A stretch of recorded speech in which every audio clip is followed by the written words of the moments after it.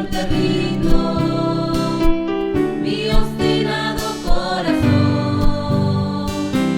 Mi vida es tu llamado dueño, tus manos sean mi visión. Controla mi vida, Señor, anhelo tener tu favor, tu gozo y gran perdón, tesoros me son. Pon sabiduría en mí y hazme estar junto a ti. Entonces al ver tu faz, fiel siervo dirás, me prometiste ser fiel guía, acompañando mi andar. Mi fuerza eres cada día para ampararme y triunfar. Controla mi vida, Señor, anhelo tener tu favor, tu gozo y gran perdón, tesoros me son. Pon sabiduría en mí y hazme estar junto a ti.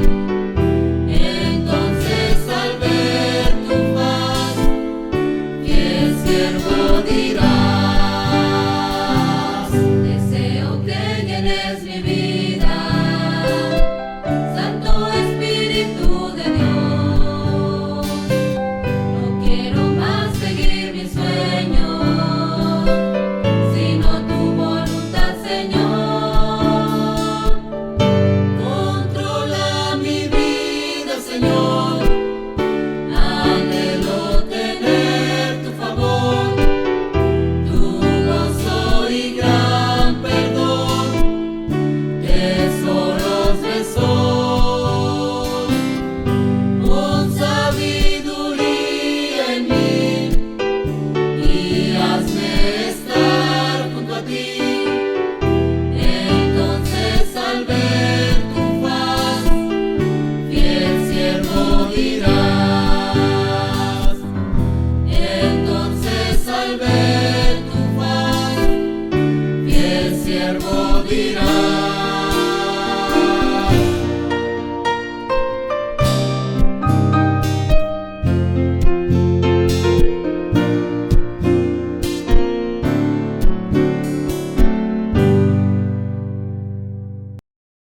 Vamos a ir al libro de Nehemías y vamos a tener ahí la lectura del libro, de la palabra de Dios. He titulado este sermón, Construye tu vida en Cristo. Construye tu vida en Cristo.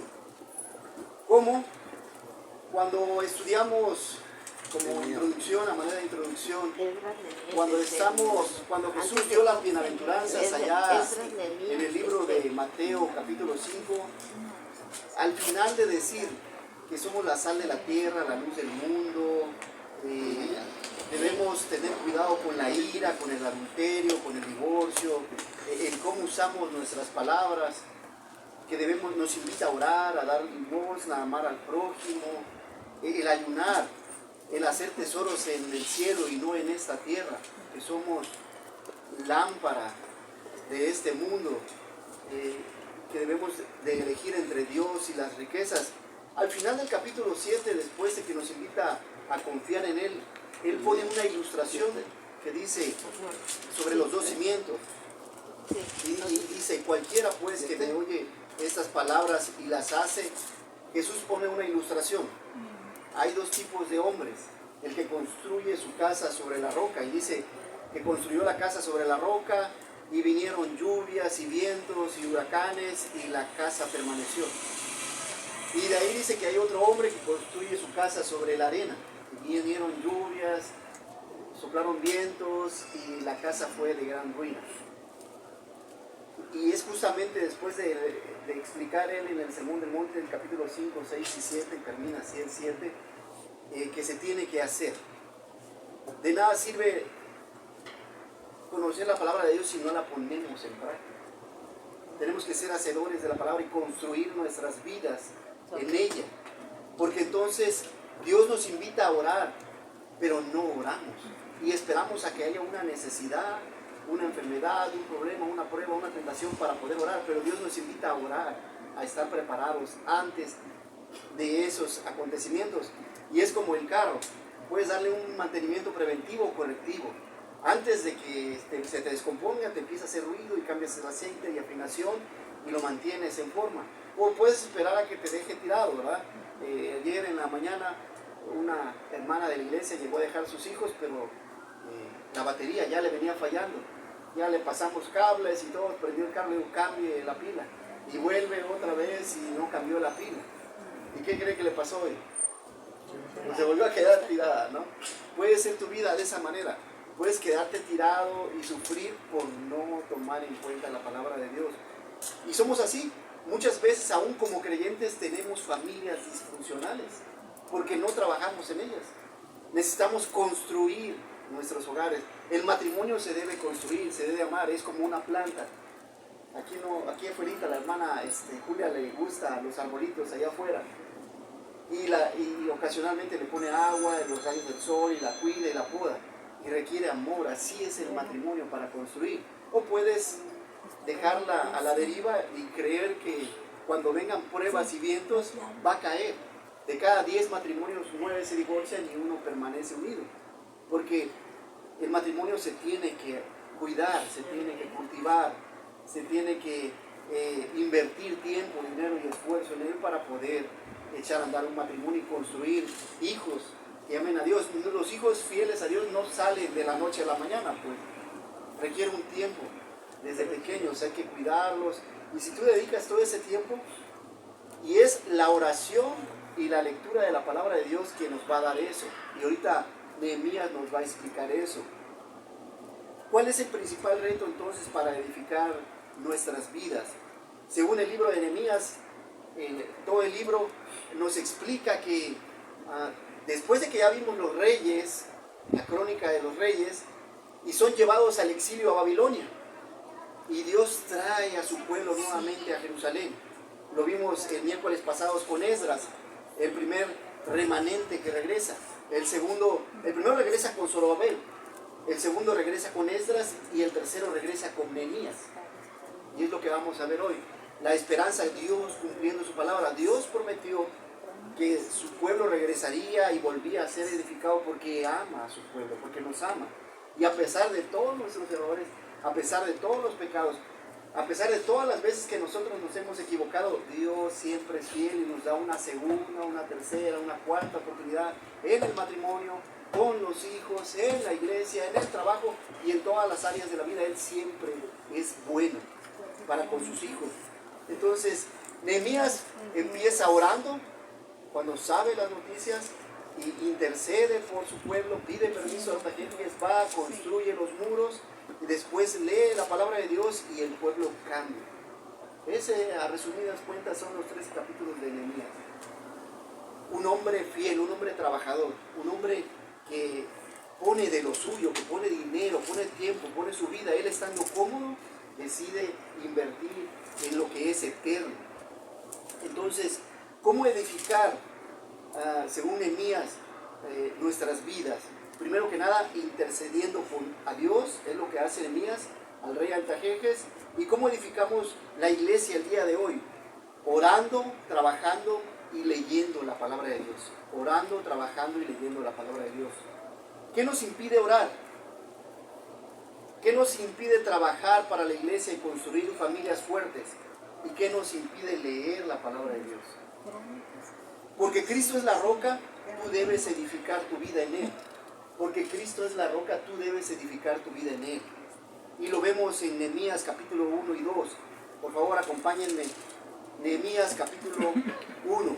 En el versículo 1, acompáñenme en la lectura. Es una oración de Nehemías sobre Jerusalén. La palabra de Dios dice así. Palabras de Nehemías, hijo de Acalías. Aconteció en el mes de Gisleú, en el año 20, estando yo en Susa, capital del reino, que vino Hanani, uno de mis hermanos, con algunos varones de Judá y le pregunté por los judíos que habían escapado, que habían quedado de la cautividad y por Jerusalén. Y me dijeron, el remanente, los que quedaron de la cautividad allí en la provincia están en gran mal y afrenta, y el muro de Jerusalén derribado y sus puertas quemadas a fuego.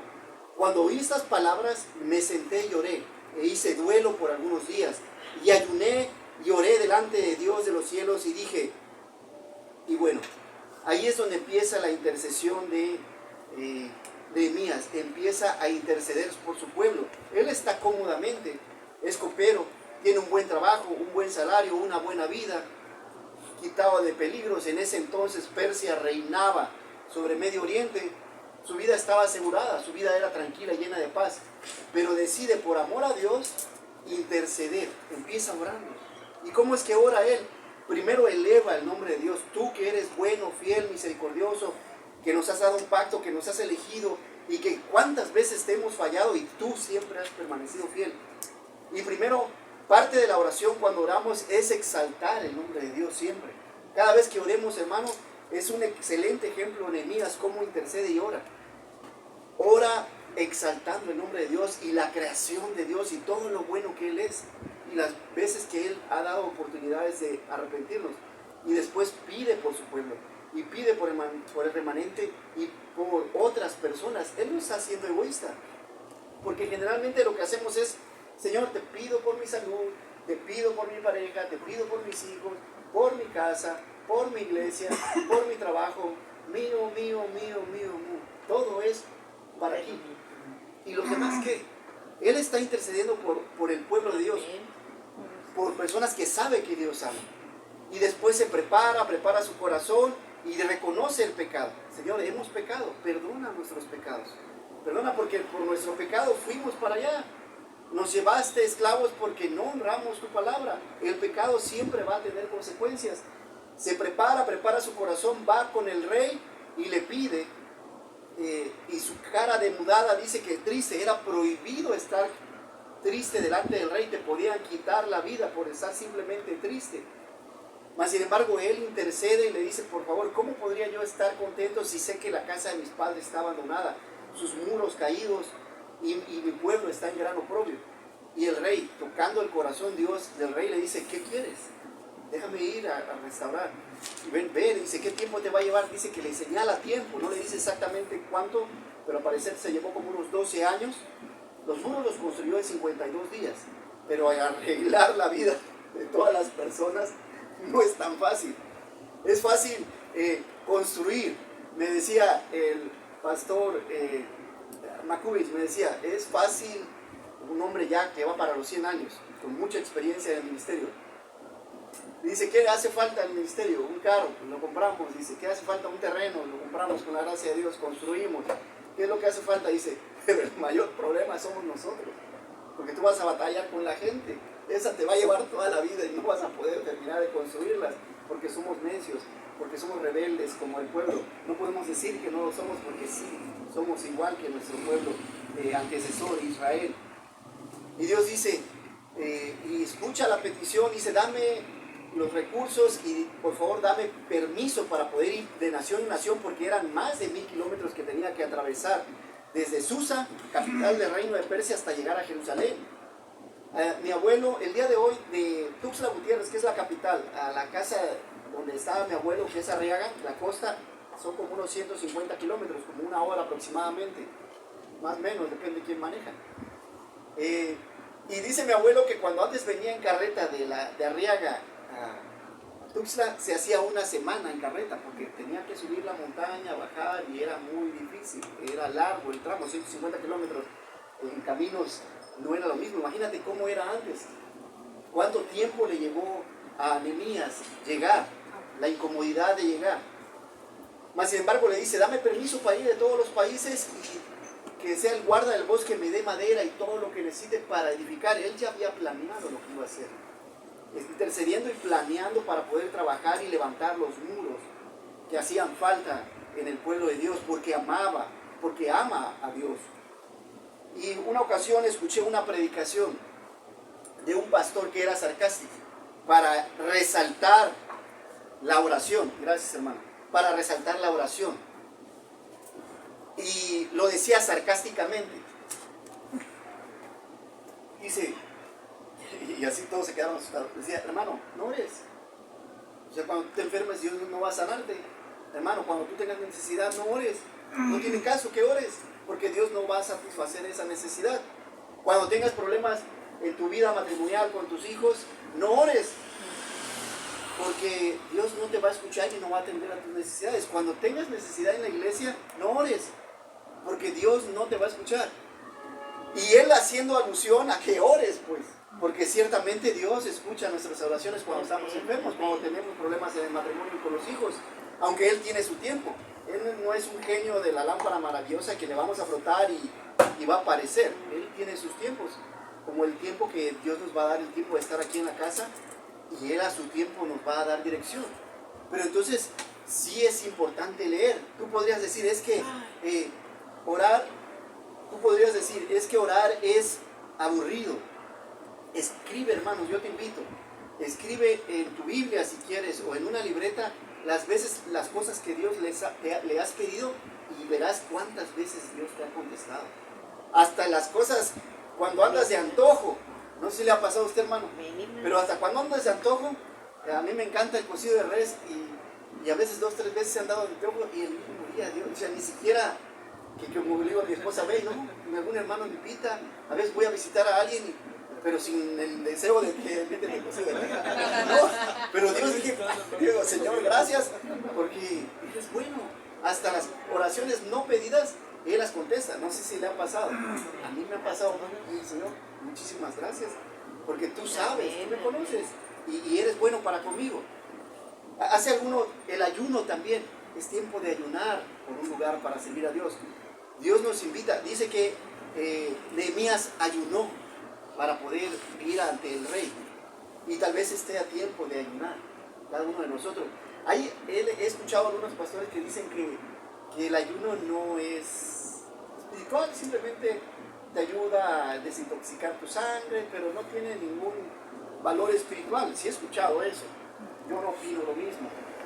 Alguna ocasión tuve algún taxi allá en Tuxtla y lo di rentado. Hubo un accidente muy fuerte y estuvo casi un año, casi pierdo las placas. Y ese día ayuné, ya casi un año y a punto de perderlas. Y al ayunar, levanté mi ayuno a las 2 de la tarde, y a las 3 de la tarde, es algo que no había hecho en todo el año, a las 3 de la tarde me estaban hablando, venga usted a traer su carro en la tarde. Después de haber metido a 2 abogados que no habían podido solucionarlo, pero con el ayuno, yo creo en el ayuno. Amén. Yo le invito, hermano, a ayunar. Dios contesta nuestras oraciones, y vemos a Nehemías ayunando y Dios contestando. El próximo miércoles vamos a ver Esther cuando con Mardoqueo oran y ayunan para poder ir con el rey e interceder por el pueblo. Es tiempo de orar y ayunar. Para todo hay tiempo, dice Eclesiastés. Es tiempo de orar y ayunar, de acercarnos a Dios para que Él nos ayude. Si tienes problemas con tu pareja, Dios puede ayudarte. Si tienes problemas con los hijos, Dios puede ayudarte. Si tienes problemas de salud, Dios puede ayudarte. Si tienes problemas con los exámenes de matemáticas y no lo entiendes, también Dios puede ayudarte. Cualquiera que sea el problema, la necesidad, Dios puede ayudarte. Dios te escucha. Y me gusta la oración porque dice, si se humillaren, empieza humillando, si humillare mi pueblo, 2 de Crónicas, sobre el cual mi nombre es invocado, y oraren y buscaren mi rostro y se convirtieren de sus malos caminos, entonces yo oiré desde los cielos y perdonaré sus pecados y sanaré su tierra. Ahora estarán abiertos mis ojos y atentos mis oídos a la oración en este lugar. Dios nos escucha. Cada vez que puedas hablar con Él, cómo orar en todo momento, en todo lugar, en toda circunstancia, tener una relación con Dios. Es importante cultivar esa parte, no solamente la lectura de la palabra, sino la oración. No sé cómo sea tu relación con Él, pero en la medida en que yo me acerco más a Él, soy más sensible a Él. Entonces, oramos a Dios oremos entonces por nuestra iglesia, por nuestras familias. En las escuelas, el día de hoy han decidido querer enseñar la evolución, querer enseñar movimientos de género, ¿no? De que el hombre puede casarse con hombre, la mujer con mujer. Y hay una gran lucha, tenemos que orar por la educación de nuestros hijos, porque el mundo quiere moldearlos, nos los quiere robar, sí, quiere hacerlos pedazos. Dice que el enemigo está como león rugiente buscando a quien devorar, y quiere hacer eso con nuestros hijos. Y nosotros cada día entregamos a nuestros hijos a las escuelas y debemos tener cuidado de lo que le están enseñando. Si no lo reafirmamos aquí con conocimiento de la palabra de Dios, puede el enemigo arrebatarnos a nuestros hijos para despedazarlos, porque eso es lo que quiere hacer el enemigo, despedazarlos. No los va a consentir ni los va a tratar bien, quiere destruirlos y va a empezar por dentro, aquí en la mente y en el corazón, y después lo hará físicamente con este mundo. Este principio nos lleva al segundo principio. Porque Cristo es la roca, tú debes edificar tu vida en Él. Porque Cristo es la roca, tú debes edificar tu vida en Él. ¿Cómo? Trabajando. Primero, orando. Y segundo, trabajando como lo hizo Nehemías. En los capítulos 3 al 7 se puso a trabajar y en serio. Vamos al capítulo 3. Acompáñenme con la lectura de unos versículos, por favor. Capítulo 3 de Nehemías. Reparto del trabajo de reedificación. Versículo 1 dice: entonces se levantó el sumo sacerdote Eliasib con sus hermanos los sacerdotes y edificaron la puerta de las ovejas. Ellos arreglaron y levantaron sus puertas hasta la torre de Jamea y edificaron hasta la torre de Hananeel. No alcanzó a ver aquí. Junto a ella edificaron los varones de Jericó, y luego edificó Zacur, hijo de Imri. Los hijos de Sena edificaron la puerta del pescador, y así sucesivamente, del 3 al 7. Y cuando estudias el mapa de la ciudad de Jerusalén, dice que empezaron con la puerta de las ovejas, la del pescador, la de los caballos, las ovejas, donde entraban las ovejas para poder, que estaban atrás del templo, para poder hacer sacrificio. Los caballos, donde entraban los ejércitos. Del pescador tenían acceso al Mediterráneo, hacia donde estaba el campo. Y entonces dice que cada familia construyó, empezaron con los sacerdotes, que eran celosos de la palabra, los que amaban a Dios, y cada uno eran puertas de madera y eran puertas grandes, ¿verdad? No era chiquita como esta, eran unas grandes puertas donde pasaban grandes multitudes, y se reedificaron las puertas. Y la familia Tales levantó el muro norte, y tal familia el muro sur, y el este y el oeste, y así fue edificada por familias.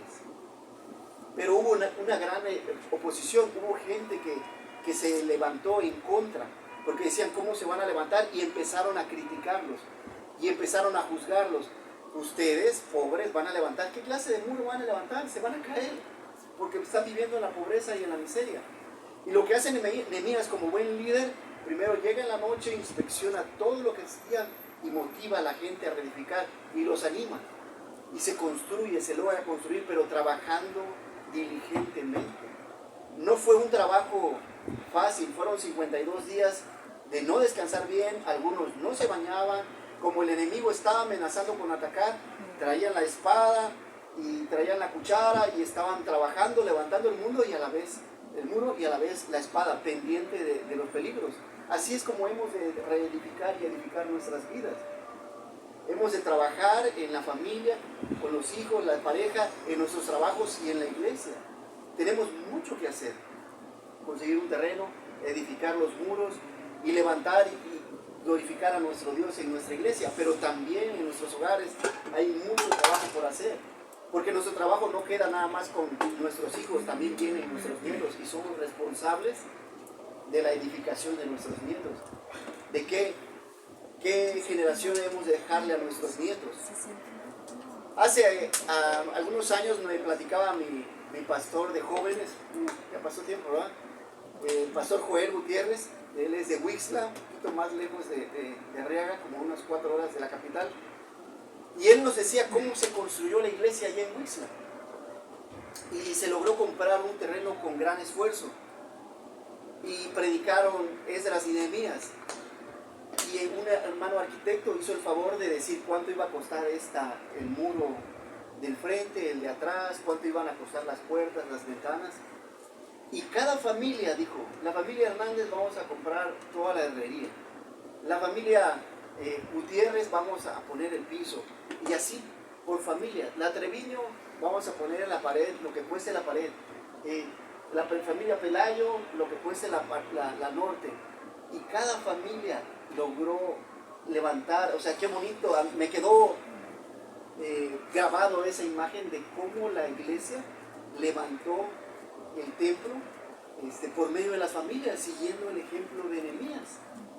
Cosa que nosotros también podemos seguir, primeramente Dios consiguiendo el terreno, o si Dios decide dejarnos en ese hermoso lugar, también Dios sabrá sus tiempos, y te agradecemos, hermano, que Dios te bendiga.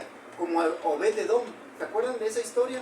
Cuando David quiso llevar el arca a Jerusalén, pero Usa agarra y se le ocurre poner la mano al arca porque venía una carreta y no era la forma de llevar. También una falta de conocimiento de David. Así más o menos. Bueno, así más o menos. Así le pasó a Usa, nada más que Usa se murió. Yo nada más me asusté. Ay, hermano. Y para que usted también no se duerma. Pues Usa murió porque tuvo el arca y no era la forma. Tenían que llevarlo los sacerdotes con trompetas, con cantos, con sacrificios. Pero los 3 meses que estuvo el arca en la casa de Obed-Edom, un levita, Dios le bendijo. Y espero que Dios te bendiga de esa manera, hermano. Ya lo está haciendo. Y entonces David supo eso, dice, no, yo voy por el arca. La fue a traer, la tuvo un tiempo. No le permitió Dios construirle casa, sino a Salomón. Pero es en bendición tener la casa de Dios para los que no sabían esta historia. Porque es la presencia divina de Dios. Y hay bendición, por supuesto. ¿Por qué vale la pena trabajar para la iglesia? ¿Por qué vale la pena construir un lugar para glorificar a Dios? Por gratitud, hermano. Porque Dios nos ha dado la salvación. Y todo lo que tú tienes es gracias a Dios. La vida, la salud, la pareja, los hijos, el trabajo, todo. Lo bueno y malo que hay en tu vida es gracias a Dios. ¿Por qué vale la pena construir un templo para Dios? Para glorificarle, para amarle, para servirle. ¿Cómo podemos edificar una iglesia? Apartando una parte de tu salario para comprar un terreno. Pudiera ser una forma, un protemplo. No sé si hay aquí a eso, hermano. Poder seguir aportando un poquito más, regalando una parte del terreno de tu casa, regalando una parte de tu casa.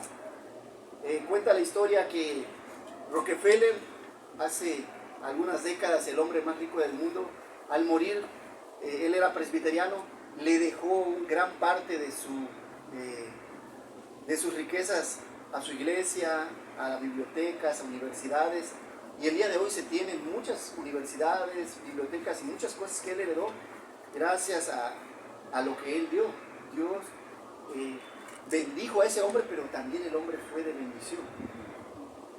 Y leyendo algunos libros dicen que la mayoría de la gente que tiene paz mental y paz en su vida es la que le gusta dar. Y la gente que vive atormentada es la que le cuesta desprenderse de las cosas que tiene. Y yo espero que podamos ser desprendidos y podamos dar para poder vivir en paz. Porque más bienaventurado es dar que recibir. Y hay un secreto en ello. La lógica no lo entiende. ¿Cómo voy a estar dando y voy a ser feliz? Sí, hay felicidad a dar. Y cuando tú retienes, dice que Dios te va a quitar. La lógica no va a entender, pero es algo espiritual que se vive por medio de la fe. Construyendo un nuevo ministerio, también podemos construir ministerios para que otras personas conozcan la roca de nuestra salvación, ¿verdad? Que compartamos la roca, que podamos ayudar a otras personas a edificar sus vidas en Él, compartiendo el Evangelio, estando pendientes de las necesidades de nuestra iglesia.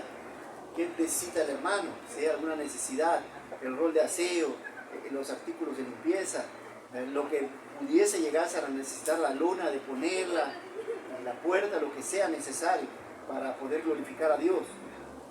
Esto nos lleva al tercer principio, porque Cristo es la roca, tú debes edificar tu vida en Él.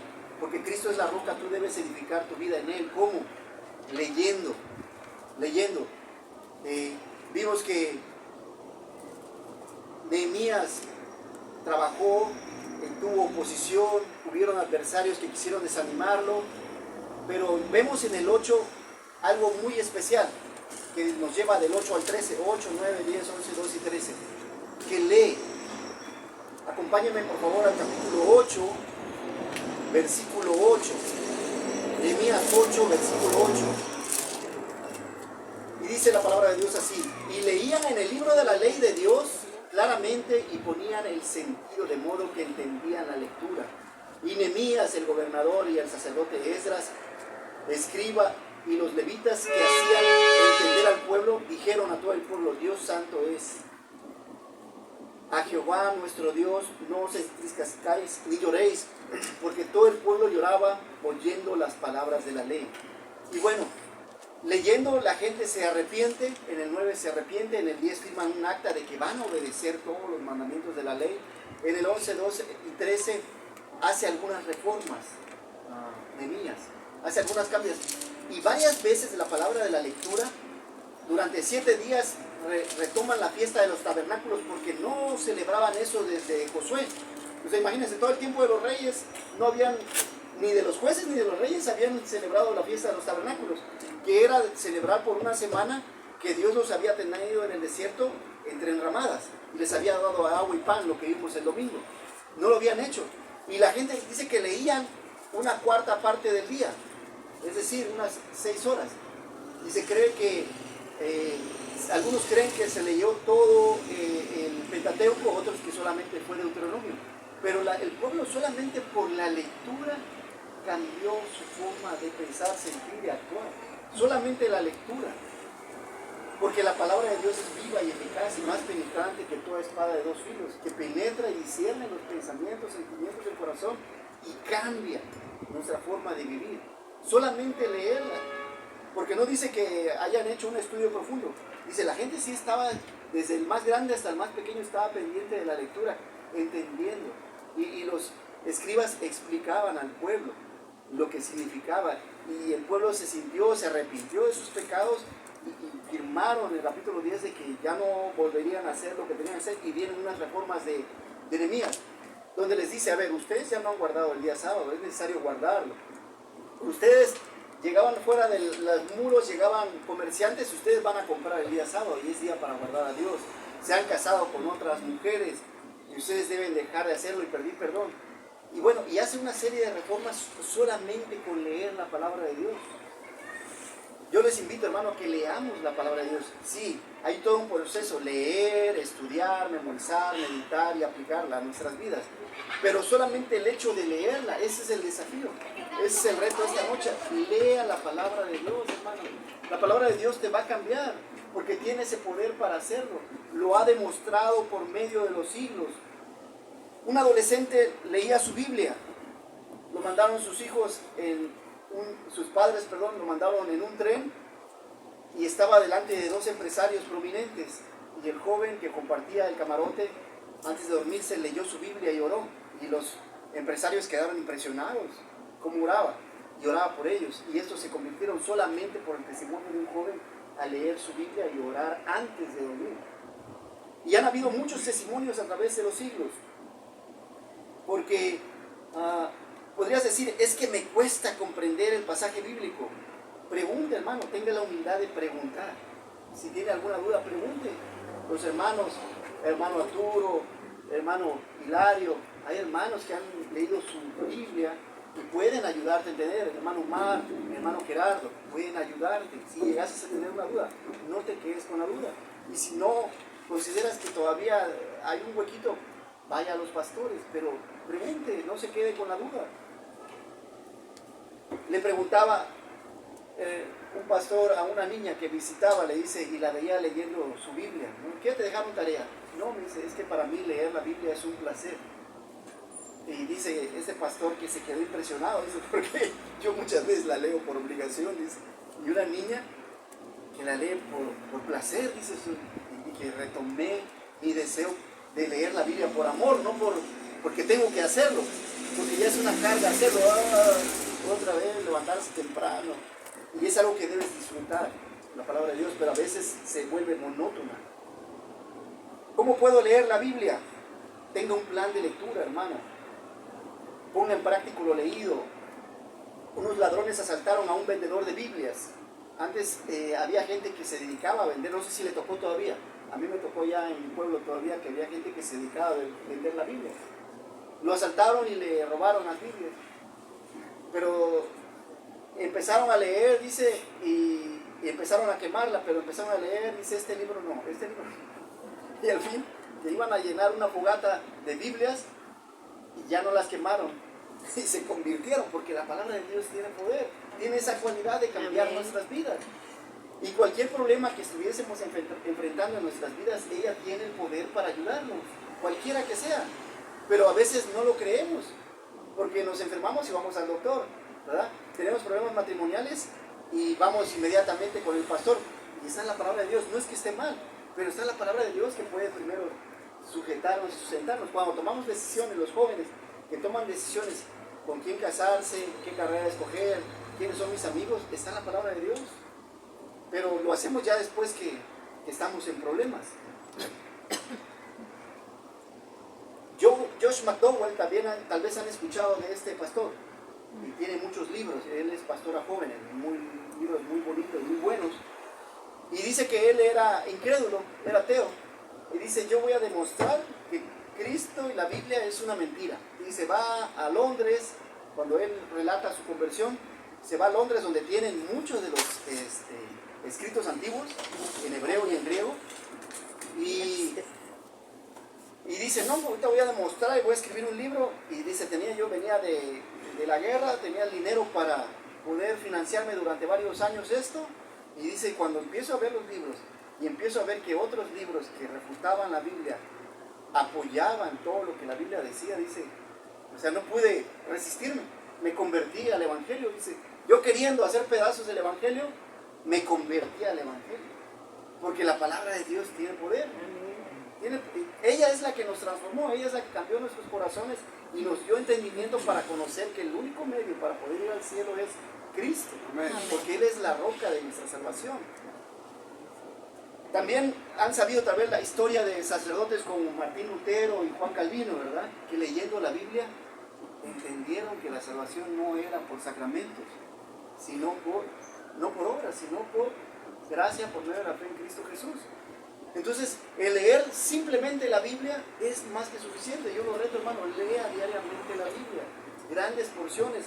Puede terminar de leer la Biblia leyendo 4 capítulos diarios, si así lo decide, o 1 hora diaria, o el ideal sería el método sinóptico, que agarre usted y lea un libro por semana, completo para que pueda entenderlo. La mayor vez, digamos, Nehemías tiene 3 capítulos, trate de leerlo en la semana. Y la otra semana Esther, y así un libro por semana. Aproximadamente algunos los va a leer más rápido y otros menos, ¿verdad? Pero el método sinóptico también es muy bueno porque lees todo el libro y entiendes toda la idea, así como estamos ahorita con Nehemías. Es otra forma de leer. Ahora tú te preguntarías, ¿por qué habría yo de leer? Porque el rey Josías, ¿se acuerdan cuando encuentra la ley? ¿Qué pasa? Hace toda una reforma. Que venían adorando ídolos de acera, de Baal, desde que había traído allá Sara y Rebeca y todos los ídolos que habían traído, todavía se seguían adorando. Y entonces Josías hace una limpia y hace una diferencia solamente por leer la palabra de Dios. En el libro Detrás de la pared de Andrés Duns, tal vez si lo has leído, que encuentra, se quema toda una ciudad, están derribando las paredes, se encuentran una Biblia y ese pueblo no tenía conocimiento, un pueblo de pecado, de alcohol, de inmoralidad. El albañil lo encuentra, lo lee y lo empieza a compartir y el pueblo cambia. Un hecho histórico a través de los siglos, tal vez ha leído ese libro, pero en la sola lectura de la palabra de Dios cambia nuestras vidas. Lo creas o no, tú léela. Lo creas o no, tú léela, porque ella tiene poder para cambiar tu vida. Cualquiera que sea la circunstancia en tu vida, ella tiene el poder. ¿Por qué debo leerla? Porque es una carta que Dios ha escrito para cada uno de nosotros. Cuando tú, no sé, los hermanos, pero cuando andaban enamorando a su actual esposa, le escribía cartas de amor, quiero imaginar. Pastor, no sé si alguna vez hizo eso. Y le decía que íbamos a trabajar todo el día para ella y no sé qué tanto le escribía.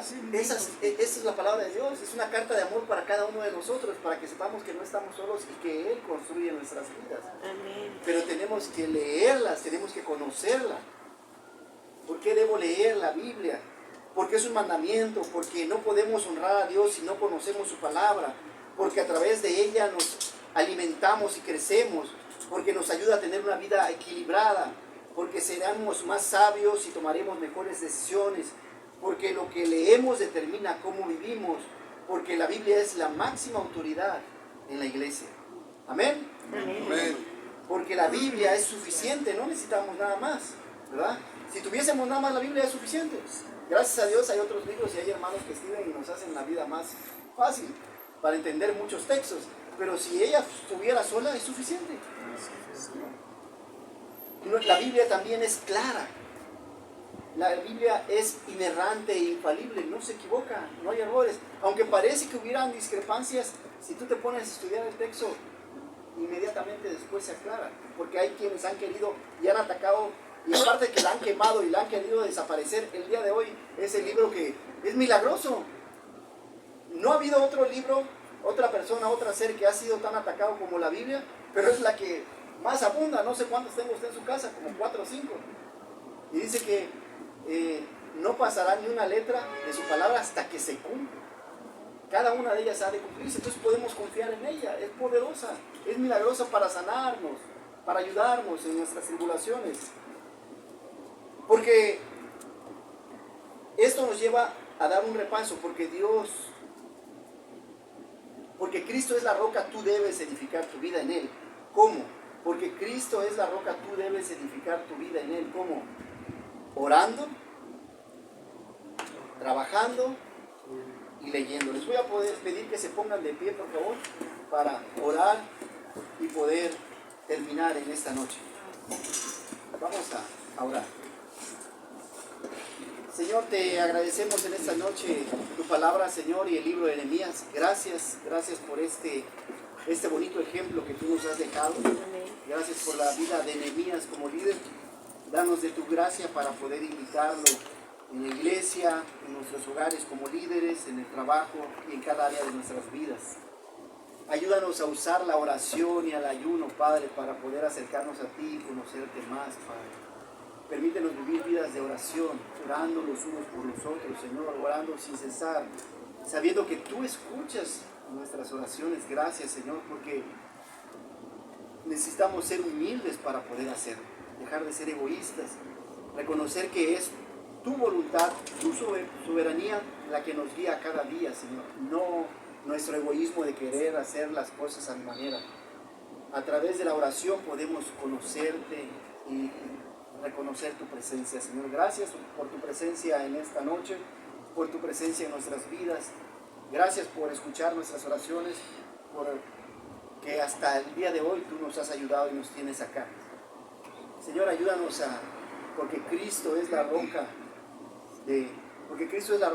tú debes edificar tu vida en Él, trabajando, Señor. Ayúdanos a trabajar fielmente, Señor, en tu iglesia, a edificarla, a trabajar en nuestros matrimonios, en la educación de nuestros hijos, a ser honestos en nuestros trabajos y fieles.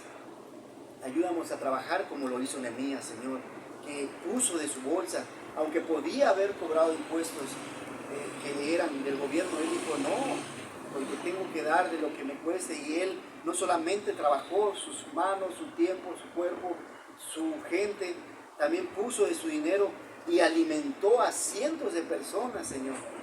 Practicó la hospitalidad y tantas cosas que nos enseña Nehemías. Ayúdanos a ser como Nehemías, Señor, al reconocer a Cristo en nuestras vidas para edificar nuestras vidas, Señor. Bendice nuestros matrimonios. Gracias por estar en la casa que tú has preparado para nosotros, Señor. Bendice este lugar, bendice tu presencia, porque Cristo es la roca, tú debes edificar tu vida en Él. Como yo te ruego, Señor, que sea a través de la lectura de tu palabra, leyendo activamente. Bendice, Señor, este tiempo, danos el deseo, pon en nosotros el reto de leer tu palabra. Si no hemos leído toda la Biblia, que a partir de hoy podamos leerla toda, que podamos escucharla, que podamos vivirla, Señor.